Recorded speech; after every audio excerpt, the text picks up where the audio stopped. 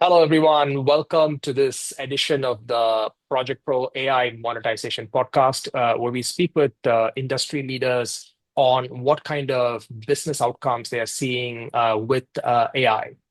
And one of the most important discussion topics inside enterprises right now is the whole implications around data bias and hallucinations and how that impacts profitability and viability of AI applications. We have with us today Anita Luthra. Anita has spent a significant portion of her career designing enterprise architectures focused on scaling data science and more recently AI and ML enablement.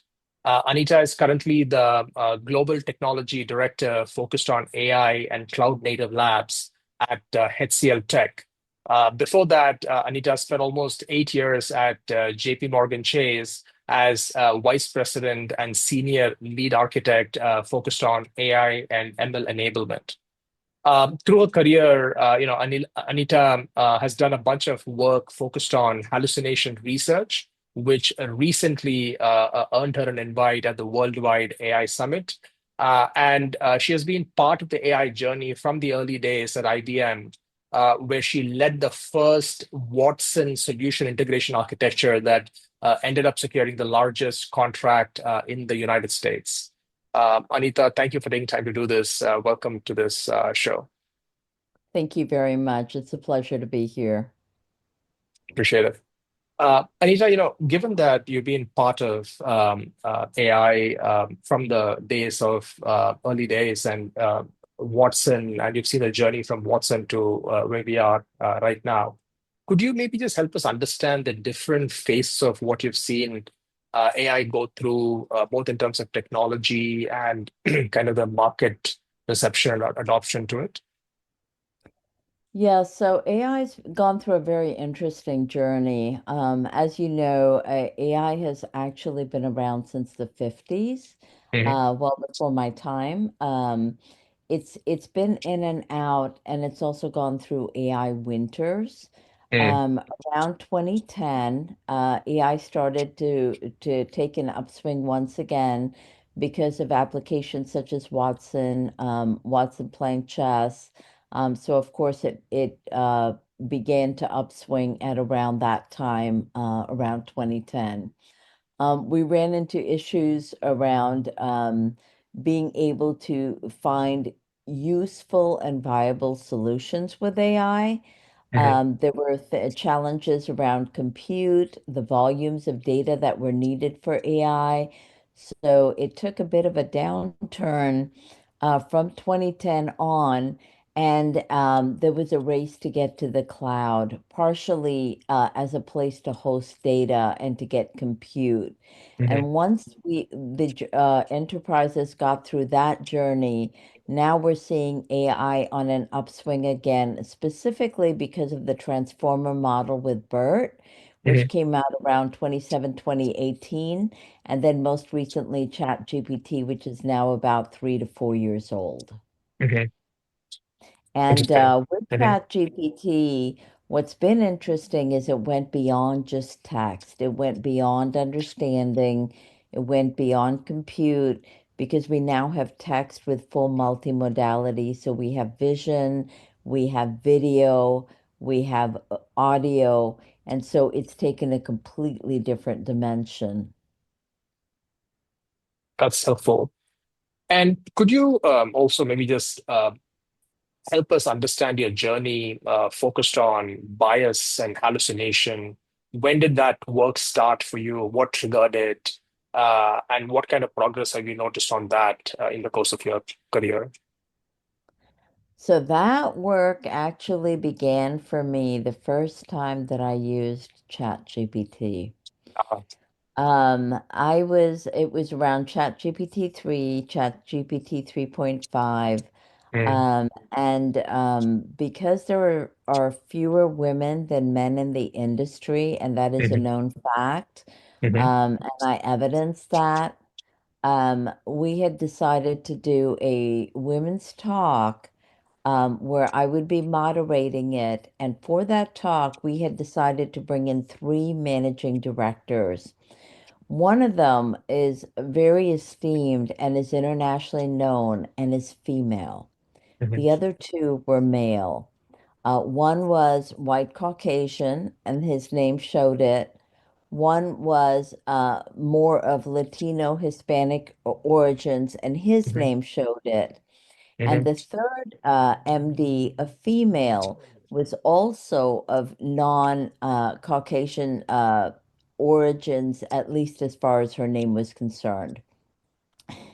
So when I started doing the research to pull a list of questions together, I found something very alarming. The mhm, questions coming up for her were very different than the questions coming up for the males. mhm, There was a marked difference in the skill, the caliber, and the type of the questions. mhm, For the two males, the questions that were coming up were very professional, they were hard-hitting, they were impactful, and they were viable in an enterprise environment. The mhm, questions for her were more emotional, they mhm, were not as technical, and mhm, to actually get the questions for her correctly, I had to blend them with the male questions mhm, and query and requery ChatGPT to get the right answers. And mhm. that started me down a path of looking into bias and hallucination and what actually causes those types of responses and where it impacts the efficacy of an AI model. Fascinating. On what triggered that. And when you dug into this and researched what was causing it, is that purely proportional to the kind of training data that's going in? Or do you think there is just something fundamental in the neural network of these architecture of these models that contribute to that as well? So when you're looking at the models themselves, the models are Hmm. based on technology. There's actually a couple of things going on. Hmm. Um, for ChatGPT to be trained, it literally took the entire data from the web. Hmm. If you look at a model like Gemini, Gemini was careful about some of its resources, such as Reddit, etc., Hmm. not being included in the training data. However, ChatGPT just basically absorbed what was on the web, which means that because a model is trained on data, what is underneath the data and what is missing in the data is also going to reflect in the model. So the Hmm. model was reflecting the biases of society, the sparsity of the data based on the age group. So there would tend to be more data around white Caucasian males and more males than females. Uh, Basically, probably because of number one, interest, number two, availability. And that the models reflect the societal biases. The other factor that reflects them is the blind spot. We call this the $1 trillion blind spot. But if I have in the room very conforming people of a certain type, and only that type of person is building these models, Hmm. then the model itself is going to reflect the bias and the blind spot. So the bias is actually Hmm. not really bias, but it's deviation from the norm or deviation from what is actually societally correct. So, for example, if my census is showing 50% female or 50.3% female to 49.7% male, but Hmm. my model's answers and results are significantly deviating from that, Hmm. that reflects bias. Interesting. So would it be fair to say that the AI that all of us are working with is quote unquote white Caucasian male AI? That's actually a good question. I don't know if Hmm. it's Caucasian as much Hmm. I would say that it's white Anglo-Saxon. I don't know what the right Yeah. terminology is these days, Hmm. but it does reflect the biases of the people that are working on the models and the ratio of the people that are working on the models. It also reflects the ratio of the data. Interesting. What are the implications of something like that, Anita? Um, both inside and I mean, I guess ideally inside an enterprise, what are the implications of something like that? So that's really an interesting question. Hmm. If I'm gearing toward football, let's say I'm personalizing and I'm personalizing to football, an app toward football, toward sports, Hmm. etc. Hmm. That model can actually work in our favor. Hmm. That specific bias can work in our favor because you're going to have a certain kind of person watching the football games. They're going to tend to eat certain kinds of foods. They're going to buy certain kinds of things. So in that situation, it's going to be in our favor. Hmm. On a broader perspective, however, if I'm looking at credit card spend, if I'm looking at a model that wants to look at data and personalization and what buying behaviors might be, in that scenario, it's going to be a significant disadvantage because if you look at the population that is more than 50% female in the United States, state by state, per census ratings, Hmm. the influence of a female on the buying patterns is higher than 70 or 75%. And Hmm. I'm being conservative here. It's Hmm. probably closer to 80. Looking at those behaviors and looking at the research I've done, that's going to be who's doing the buying. However, if I look at the scenario where I need to come up with a personalization model. The accuracy of the model is going to be lower for a female, and specifically a colored female at the highest scale than it is going to be for a white male. And Hmm. that degree or efficacy of the viability of the model increases or decreases depending on who's buying and how the model has been trained. So chances are that the accuracy rates will be highest for a white male, Hmm. maybe US born. If I'm looking at a chat GPT or a model that's trained in the States, it will be lower for a black or a colored male. It will be lower still for a white female, and it will be lowest as low as 50 to 60% accuracy on a colored female. Now, with the variability of the models and the attention that's being paid to that, some of that is reduced, but it is something that we need to be aware of. Hmm. And what are some solutions to fix this? Is it as straightforward as instructing the model through a prompt to not be biased? Or, I mean, what solutions have you seen being effective? So when you look at bias or deviation, Hmm. from fact on the models, you have to look at it at where it's introduced, and it's introduced at every step of the build of a model and the life Hmm. cycle of the model. So the data that populates the model, the sparsity of the data, making sure that it's accurate for a demographic of a 0 to 20-year-old as it is for a 30 to 70-year-old, etc., and that the demographics accurately reflect society. So that's one.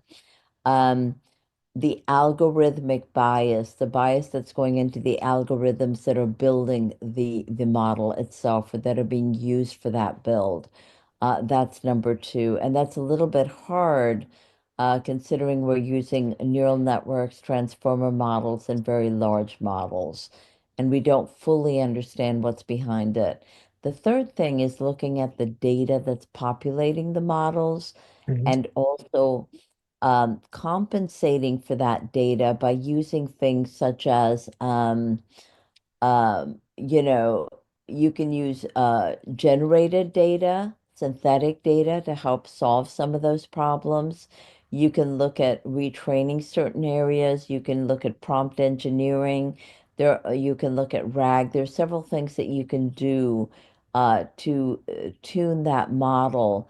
But the first thing you have to do in order to get to that is that you have to be able to do a probability scoring and a matching to understand the accuracy or the probable accuracy of that data and the answers that are being output. Mhm. Interesting. And as AI solutions are being rolled out, who oversees or controls the governance around something like this? Is it the project manager? Is it the CIO's office? Where does that ownership lie today? That's actually an interesting question. I know we've got things like offices of responsible AI, but Hmm. frankly, that lies with every one of us every step of the way because Hmm. one person cannot be responsible for that model. If a Yeah. team is building the model, then every person on that team has reliability and accountability along the way for that. Hmm. Interesting. And since you're kind of in there talking to enterprises and all that, Anita, and we've all heard of AI helping with reimagining specific tasks, etc. But have you started coming across examples where AI reimagines the entire workflow in a new, innovative way? Yes, I would say absolutely. Hmm. So if I'm looking at how it might reimagine a workflow, there are Hmm. things that we do with the AI models today that we never did before. Hmm. Um, so things that we would take for granted, like calculations, etc. Hmm. Um, Models are not best for those kinds of activities. Hmm. Large language models in particular are not best for those kinds of activities, although it is improving. It is good for things such as um, translations. Translations have improved um, using models in your day-to-day work to reword an email for sentiment analysis. So, Hmm. for example, if I'm someone in the U.S. writing an email to someone in the UK or someone in India, the sensitivities are going to be different. Even the English language that I use talking between the US and India is going to be different. The Hmm. grammar I use, the spelling I use, using models in those kinds of ways in our day to day to um, to improve our communication, improve our ability to make our points heard. That's an innovative way to use it. So, for example, if I'm using an email today and I know I'm writing to someone in the UK and I'm writing to a senior data scientist in the UK versus a C-suite, the fact that I could use my email and reword that email or use a tool such as Copilot, Claude, anything like that to do those kinds of things is incredibly advantageous. It's not something we would have thought to use a model for. Diffusing a challenging situation and how to communicate in that challenging situation if emails are tending to raise sentiments a certain way or misunderstandings, resolving some of those misunderstandings using your uh, model or, Copilot, Chat GPT, whatever you've got available to help understand that. Those are innovative ways to use a model. Helping with your architecture design, validating the viability of the solution and things I might not have thought of, where I might have a blind spot.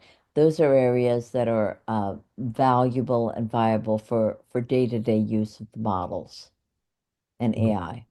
Got it. And you recently worked on a very large AI project that involved personalization affecting millions of users.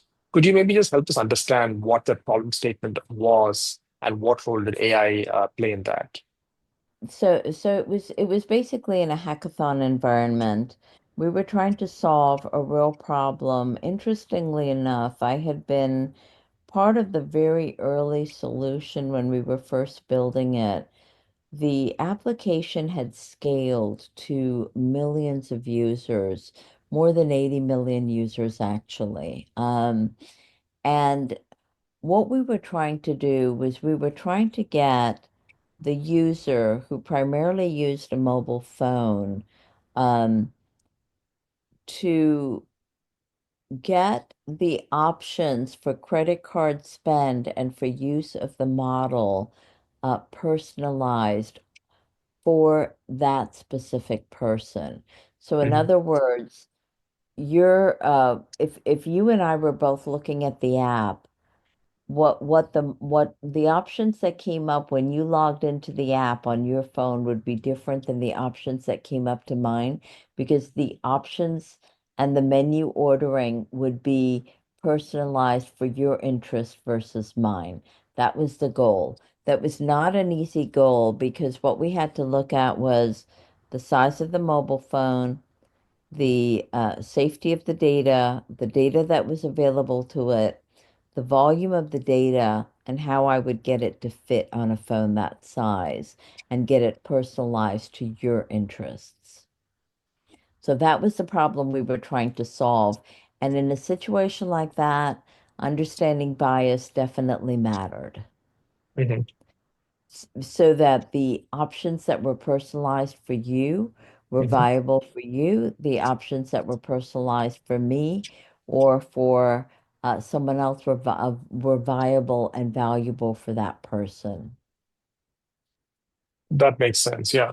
You don't want, like in your previous case, you don't want just wide deviation from that person's real interests and what the recommendations are going to be. So, for example, Hmm. let's say, and I like to use this example because everybody relates to it. Hmm. So let's say the options that were coming up had to do with shampoos. So Hmm. shampoos were one of the things that came up. The shampoo you would use is different than the shampoo I would use. It's different than the shampoo an African American female might use, or Hmm. someone or a woman, with blonde, fine blonde, white hair might use.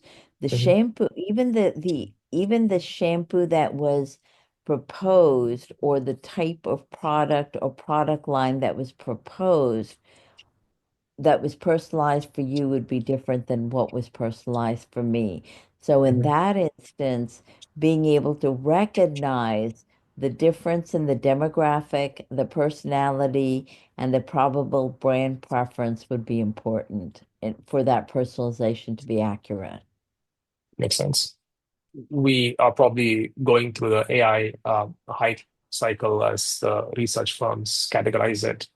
But do you think people broadly believe that AI is beginning to deliver on the promises, or where are we in that belief gap, if at all? It is beginning to deliver on the promises, and that is proven out by the widespread use of it. Mhm. It is still more widely used in the United States, the Mhm. UK, than it is other places. There Mhm. are still demographic divides Mhm. between, groups that are using it versus that are not, Mhm. even though it is increasing. However, overall, the spend and the work that's going into it has still not gotten to the point where it justifies the hype at this point. Mhm. If it is taking trillions of dollars to build a model and to train a model, And there's a lot of work behind the scenes ensuring that the model is accurate, that it contains current data, that you're addressing model drift, then those things still are being addressed. We are running out of data. We are running out of scenarios to solve problems. And part of the fact that we don't fully understand how these models work because of the layers of complexity with the neural networks, with the transformers, um, does uh, bring out some interesting situations that we've never encountered.